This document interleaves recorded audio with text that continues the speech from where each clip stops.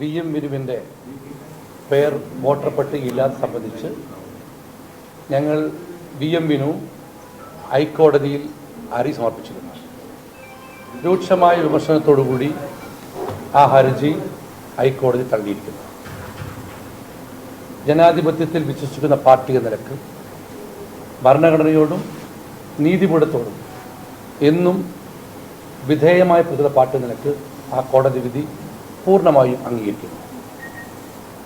പക്ഷേ ഇതുകൊണ്ടൊന്നും ഞങ്ങളുടെ രാഷ്ട്രീയ പോരാട്ടത്തിൻ്റെ ശക്തി തളരില്ല. അതിശക്തമായ രീതിയിൽ ഞങ്ങൾ മുന്നേറും. ഒരു തരത്തിലുള്ള ക്ഷീണമോ പതർച്ചയോ തളർച്ചയോ ഇതുമായി ബന്ധപ്പെട്ട് കോഴിക്കോട്ടെ കോൺഗ്രസിൻ്റെയും UDFിൻ്റെയും മുന്നേറ്റമുണ്ടാവില്ല. പക്ഷെ ഇതിനകത്തൊരു കാര്യമുണ്ട്.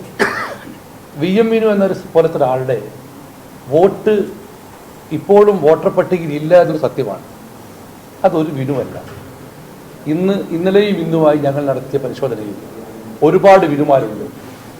അവർക്ക് വോട്ടവകാശം ലഭിക്കാനുള്ള പോരാട്ടവുമായി ഞങ്ങൾ മുന്നോട്ട് പോകും. മറ്റൊരു കാര്യം, ഇവിടെ പലതരത്തിലുള്ള സംശയങ്ങളും കാര്യങ്ങളൊക്കെ വന്നിരുന്നു. ഞങ്ങളെടുത്തൊരു പൊളിറ്റിക്കൽ സ്റ്റാൻഡ് വിനുവിനെ സ്ഥാനാർത്ഥിയാക്കുക എന്നുള്ളതും മത്സരിപ്പിക്കുക എന്നുള്ള സ്റ്റാൻഡിൽ ഒരു പാളിച്ചയും പറ്റിയതായി ഞങ്ങൾ തോന്നുന്നില്ല.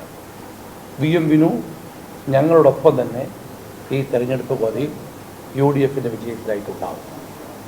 അതുമാത്രവുമല്ല, ഈ കോർപ്പറേഷൻ്റെ ദുർഭരണത്തിനെതിരെ വികാരമുള്ള എല്ലാവരെയും ഞങ്ങളുടെ പോരാട്ടത്തിൽ അണിനിരക്കും. കല്ലായി ഡിവിഷനിൽ പുതിയ സ്ഥാനാർത്ഥി നാളെ പ്രഖ്യാപിക്കും. മാത്രവുമല്ല, ഞാൻ ഇന്ന് രാവിലെ പറഞ്ഞൊരു പ്ലാൻ B ഉണ്ട്. ആ പ്ലാൻ Bയുടെ ഭാഗമായിട്ടുള്ള പുതിയ സ്ഥാനാർത്ഥിയെ ഇന്നത്തെ കോർ കമ്മിറ്റി കൂടി നേതാക്കളുമായി ആലോചിച്ച് നാളെ പ്രഖ്യാപിക്കും. ഈ ഉണ്ടായ സംഭവം വെച്ച് കോഴിക്കോട് നഗരസഭയ്ക്കെതിരെ UDFും കോൺഗ്രസും ആരംഭിച്ച പോരാട്ടത്തിന് ഒരു ശക്തിക്കുറവ് സംഭവിക്കാതെ ഞങ്ങൾ മുന്നേറും. തെരഞ്ഞെടുപ്പിന്റെ ഫലത്തിൽ ഇത് ഒരു തരത്തിലും ബാധിക്കില്ല. ഈ വളരെ സീരിയസ് ആയി കൈകാര്യം ചെയ്യേണ്ട ഒരു മേയർ സ്ഥാനാർത്ഥി ഇത്ര ലാഭത്തോടെ, പ്രത്യേകിച്ചും പ്രവീൺ നേരിട്ടായിരിക്കില്ല, താഴെ നിന്നുള്ള പ്രവർത്തകർ പറഞ്ഞായിരിക്കും. പക്ഷെ ആ പ്രവർത്തകർക്ക് ഒരു ഉത്തരവാദിത്തമില്ല. അവിടുത്തെ വാർഡിലെ കൗൺസിലർ VM വിനുവിന് വോട്ടുണ്ടെങ്കിൽ അത് തദ്ദേശ പട്ടികയിലാണെന്നും അവസാനത്തെ 3 ദിവസം അവസരം തന്നു ആ സമയത്ത് ഉപയോഗിക്കാമായിരുന്നതാണ്.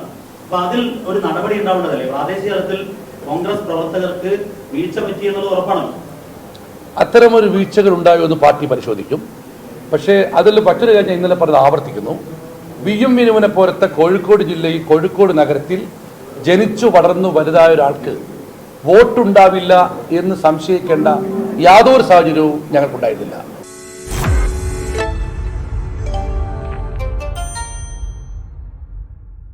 ലോകത്തെവിടെയായാലും ഏത് സമയത്തും 24 വാർത്തകളും ഓഗ്മെന്റഡ് റിയാലിറ്റി പാക്കേജുകളും എക്സ്പ്ലെയിനറുകളും വിശദമായി കാണാൻ ഞങ്ങളുടെ YouTube ചാനൽ നിങ്ങൾക്ക് സബ്സ്ക്രൈബ് ചെയ്യാം.